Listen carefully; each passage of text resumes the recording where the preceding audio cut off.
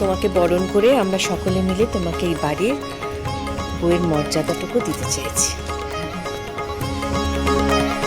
তোমার সাথে আমরা এত খারাপ ব্যবহার করেছি, কত কি বলেছি তোমাকে। সত্যি আমি সত্যি তোমার কাছে ক্ষমার অযোগ্য, পারলে ক্ষমা করে দিও আমাকে ম্যাডাম প্লিজ। কিন্তু এখন আমরা আমাদের ভুলটা বুঝতে পেরেছি রুক্মিণী, তাই মন থেকে genuinely we are very sorry. Rukmini please আমাদেরকে ক্ষমা করে দিও। আমি জানি সরি বললে তোমাকে যে কথাগুলো বলেছি সেগুলো কোনোভাবে ফিরিয়ে নিতে পারবো না, তবু বলছি। জানো তো রুক্মিণী, আমাদের সম্পর্কগুলো ভীষণ তিক্ততার মধ্যে দিয়ে শুরু হয়েছিল, তো তাই হয়তো এত অশান্তি, এত ঝামেলা। ছোট পিসিমণি, কেন আপনারা সবাই বারবার করে বলছেন বলুন তো যে আপনাদের ভুল হয়ে গেছে? ভুল তো আমার হয়েছে। আমারই তো সত্যিটা আগে থেকে আপনাদের সবাইকে বলে দেওয়া উচিত ছিল। আসলে আমি না ভীষণ ভয় পেয়ে গেছিলাম জানেন তো, মানে ঋদ্ধিমান বাবু আর আমার বোনের লাইফ নিয়ে আমি কোনো চান্স নিতে চাইনি। মানে লোকটা কি করছে, কোথা থেকে নজর রাখছে, কিছুই তো বুঝতে পারছিলাম না। তাই আমি সত্যি কথাগুলো বলতে খুব ভয় পেয়ে গেছিলাম। আর এই ভয়ের জন্যই আমি দিনের পর দিন আপনাদের মিথ্যে বলে গেছি, সবাইকে অন্ধকারে রেখেছি। আমি আমি আপনার কাছে ক্ষমা চাইছি ম্যাডাম। ঋদ্ধিমান বাবুর মৃত্যুর খবর পেয়ে আপনার যা অবস্থা হয়েছিল, আয়ুষ যেভাবে বিধ্বস্ত হয়ে গেছিল, সবটা তো আমি নিজের চোখের সামনে দেখেছি। কিন্তু তারপরেও মুখ ফুটে একটা কথা বলিনি আমি। পারলে আমাকে ক্ষমা করে দেবেন তার জন্য। কিন্তু এবার থেকে আমি সবাইকে কথা দিচ্ছি, আমি আর কখনো কখনো কোনো সত্যি আড়াল করবো না আপনাদের থেকে। I promise.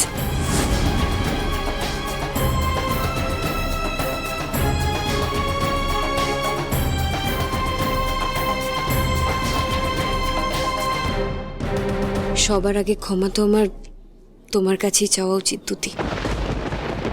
আমি জানি দুতি, আমাদের সম্পর্কটা একটা তিক্ততা দিয়ে শুরু হয়েছে। আমি তোমার বোনের জায়গা দখল করে আছি বলে তুমি হয়তো কখনো আমায় ক্ষমা করবে না, আর আমি সেটার অনুরোধও করবো না তোমায়। কিন্তু আমি তোমাকে প্রমিস করছি, এই বাড়ির সবার মনে যেমন আমি জায়গা তৈরি করে নেব, ঠিক তোমার মনেও আমি জায়গা তৈরি করে নেব। তখন কিন্তু আমি তোমার বোনের জায়গা দখল করেছি বলে তুমি আর আমার উপর রাগ অভিমান কিচ্ছু করতে পারবে না।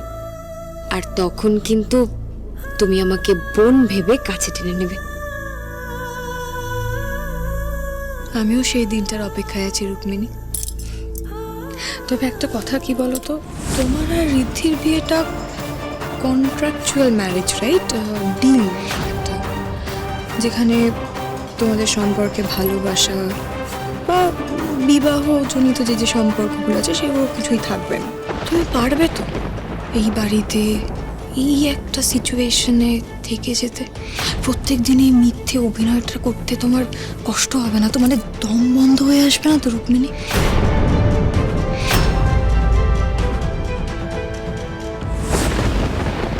না দুতি, তেমন কিছুই হবে না।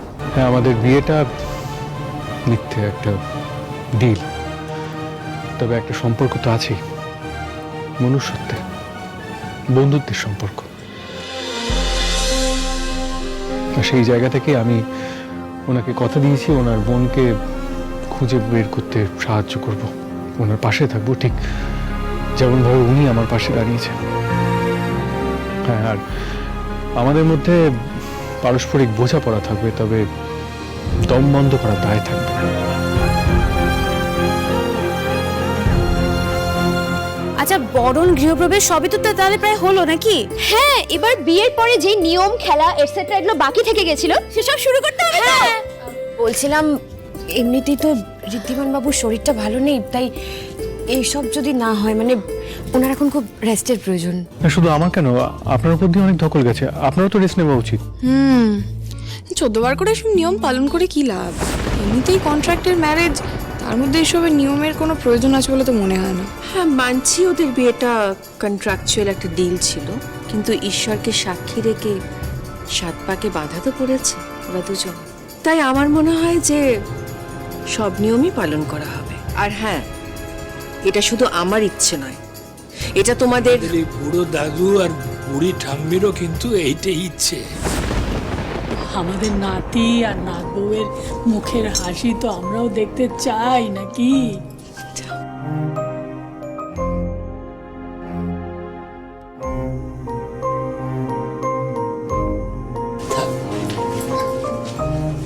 থাক না, থাক থাক থাক, চিরসুখী হও। দাদু ঠাম্মি, আমি জানি আমার ভুলের জন্য তোমরা অনেক কষ্ট পেয়েছো। আমি তোমাদের কাছে ক্ষমা চেয়ে নিচ্ছি, প্লিজ আমায় ক্ষমা করে দাও। একদম না।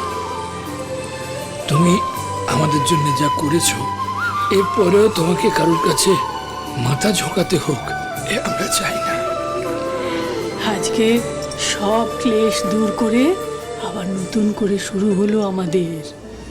তাই বিয়ের পর যা যা নিয়ম পালন করতে হয় সব পালন করা হবে, বুঝলে?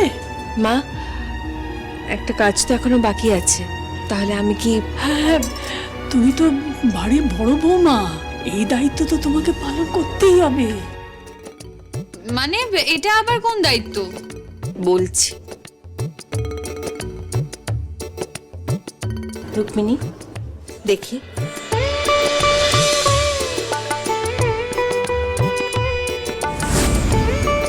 এই চাবি আজ থেকে তোমার। আজ থেকে এই বাড়ি, এই পরিবার, এই সংসার সবকিছুর দায়িত্ব আমি আমার বড় বৌমার হাতে তুলে ভারমুক্ত হলাম।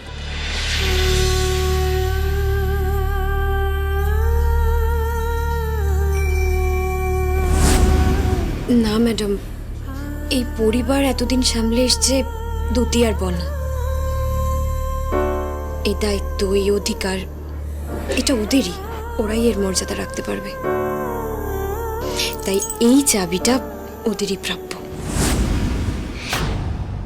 এই বাড়িতে সবটা সবার প্রাপ্য। দায়িত্ব কারো একার নয়, সবাই মিলে দায়িত্ব পালন করবে। কিন্তু দেখো, এই বাড়ির বা এই পরিবারের পরম্পরা অনুযায়ী চাবি কিন্তু থাকে বড় বউয়ের হাতে। সে দায়িত্ব তো তোমাকে সামলাতে হবে দিদি।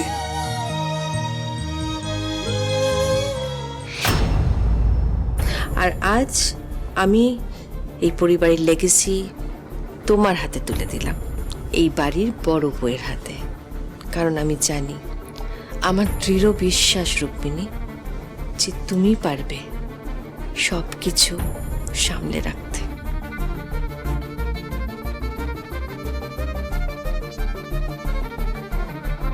কি করে করতে পারলো ওরা? এতগুলো বছর ধরে আমি আর বোন একার হাতে গোটা সিংহরায় পরিবারকে আগলে রেখেছি। আমাদের বাচ্চাগুলোকে মানুষ করার জন্য আমি একটা টাইমে নিজের ক্যারিয়ারও স্যাক্রিফাইস করে দিয়েছি। আমার পরিবারকে আগলে রাখতে হবে, পরিবারকে ভালো রাখতে হবে, আমাদের সন্তানদের ভালো শিক্ষা দিতে হবে, সব কিছু ছেড়ে দিয়েছি আমি এটার জন্য একটা সময়। আর আজ এতগুলো দিন বড়ভাবে মনে হলো না আমি যোগ্য। আচ্ছা, ঋদ্ধির পরিবার কমপ্লিট হয়ে গেছে বলে আমাদেরকে নিজেদের রাস্তা থেকে সরিয়ে দেবে না তো? হ্যাঁ, হতেই পারে। এমনিতে পুরো বিজনেস, পুরো প্রপার্টি ঋদ্ধির নামে, রাহুলের নামে তো কিছুই নেই। ঋদ্ধি যদি রাহুলকেও ভুলে যায়। ঋদ্ধি তো একটা ছেলে, আর আমার দুটো মেয়ে। আর যদি আমাদের সমস্ত কিছু থেকে বঞ্চিত করে দেয়, আমি আমার মেয়েদের নিয়ে কি করব? কি ফিউচার হবে ওদের? সব শেষ হয়ে যাবে।